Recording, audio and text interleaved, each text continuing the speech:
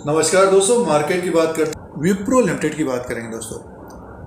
IT sector की company है और स्टॉक प्राइस में गिरावट देखने को मिल रही है पिछले 8 से 9 महीने के अंदर। इसका जो 52 वीक हाई था 739, 52 वीक लो है 391, 399 में कारोबार कर रहा है 22 सितंबर 2022 को। विप्रो लिमिटेड के बारे में बातचीत करते हैं, डिस्कस करते हैं, चर्चा करते हैं इस वीडियो में।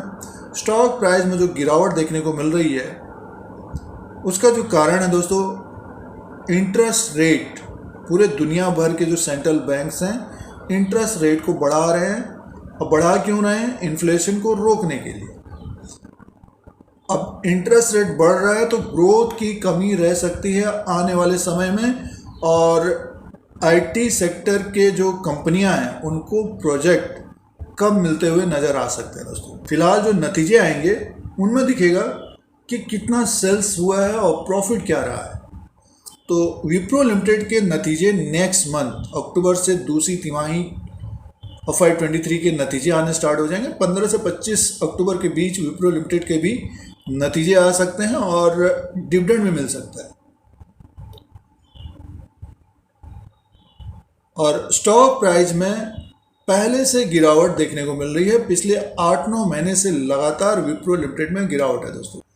और जो लेटेस्ट अपडेट है, जो लेटेस्ट खबर है, मून लाइट, ये वर्ड काफ़ी सुनाई दे रहा होगा। तो इसी के वजह से 300 कर्मचारियों को निकाला गया है। मीन्स किसी एक कंपनी में काम कर रहे हैं और दूसरा भी काम कर रहे हैं दोस्तों।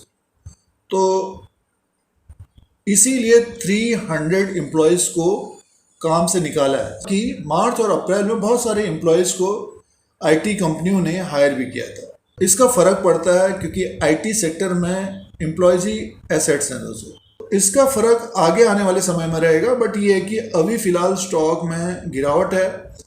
और लास्ट क्वार्टर नंबर की बात करते हैं विप्रो के लास्ट क्वार्टर नंबर की बात करते हैं तो इसका जो फाइनेंशियल नंबर्स हैं, जो इनकम स्टेटमेंट है, 21,528 करोड़ का सेल्स था और प्रॉफिट 2,560 करोड़ का था।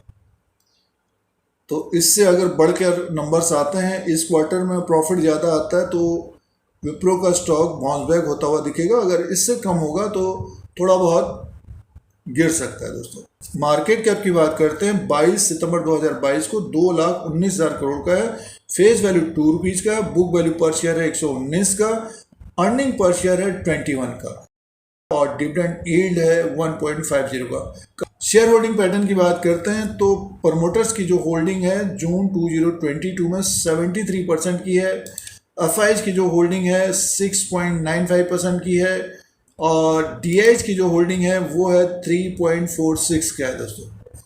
तो प्रमोटर्स की होल्डिंग अच्छी खासी है, 73% की है।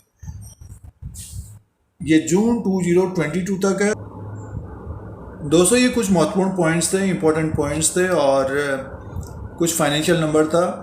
तो आगे आने वाले समय में दूसरी तिमाही के नतीजे आएंगे तो उसमें देखना पड़ेगा कि कितना सेल्स होता है, प्रॉफिट क्या आता है। तो स्टॉक में तो एक तरह से पहले से गिरावट है इसकी। स्टॉक में एक तरह से देखिए साल भर के अनुसार देखते हो 40% की गिरावट आई है। जो आगे होने वाला है उससे पहले एक तरह से स्टॉक में गिरावट है दोस्तों। पिछले साल देखिए ये 600-700 के बीच ही घूम रहा था और जो गिरावट इसमें बढ़ी है इसी साल जनवरी के महीने से बनी है दोस्तों।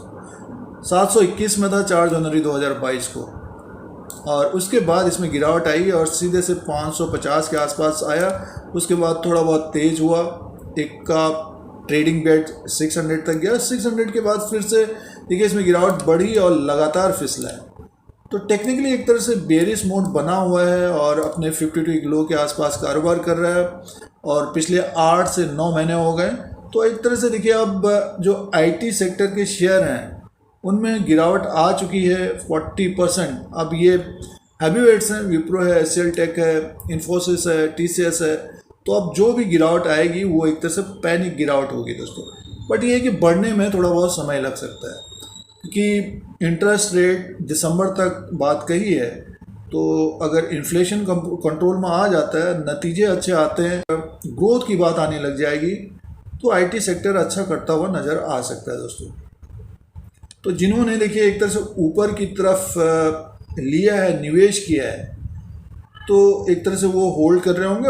और जिन्होंने ट्रेडिंग के लिए लिया या ट्रेड कर रहे थे, स्टॉप लॉस नहीं लगाया, तो विप्रो का जो ग्राफ दिख रहा है, अगर आपने स्टॉप लॉस नहीं लगाया तो भारी नुकसान हो रहा होगा दोस्तों। निवेश में भी नुकसान हो रहा होगा, बट ये कि जिनके पास समय है तो हालात सुधरेंगे, तो इन स्टॉक्स में जैसे विप्रो लिमिटेड में अच्छी तेजी आती हुई दिख सकती है।